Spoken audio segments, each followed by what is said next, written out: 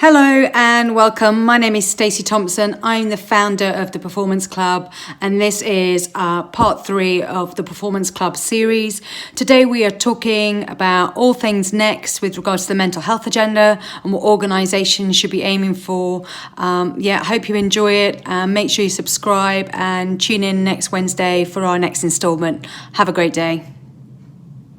So Stacey, given your big background in very much as a practitioner and advocate of mental health, a connector with big organisations who aspire to do better but haven't done yet in many cases, what do you think it's important for people to do next?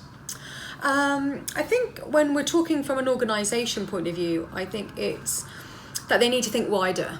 Much wider than what they are with regards to mental health. And like I say, we talked about that in a previous post around the narrative, is around they have to understand what mental health is themselves.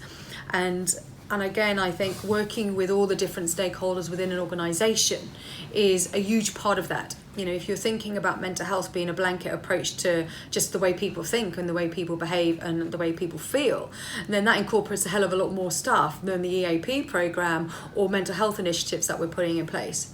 So I think we need to think more holistically. We need to be involving leadership teams, talent teams, graduate programs, recruitment processes, all of these different stakeholders that are within an organisation that are aimed to develop staff. We need to be getting them highly involved in the mental health agenda, because mental health is around concentration, focus, development, learning, relationships, all of those things that fundamentally are given training in other aspects, but not given with the same title under mental health. So I think that's one area that we definitely need to focus on. Another thing that we need to focus on, and this is something that's been around for years, because I think what we're trying to do at the moment is invent new wheels, and I think we don't need to do that in lots of ways. We're reinventing the wheels, and if you look at stress inoculation training, which is an occupational psychology framework which has been around for years, it fundamentally will probably still count in today's market, with the view that we need to give people the tools to have more self-efficacy, so they feel that they have the tools to deal with life. Because there's lots of things being thrown at us unconsciously that we're engaging with on a day-to-day basis, which are affecting our neuropathways and our neurochemistry. So we can turn around and say, well, it's not us, but it's other people. But fundamentally, we are responsible for the things that we do in life, right?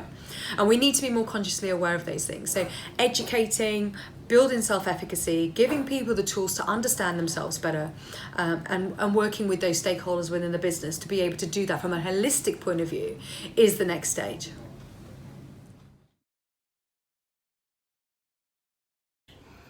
That's the end of today's video. I hope you enjoyed it. If you'd like to know a little bit more about me or the Performance Club, please feel free to email me at hello@theperformanceclub.co, and please tune in to next week. All the best and have a wonderful week.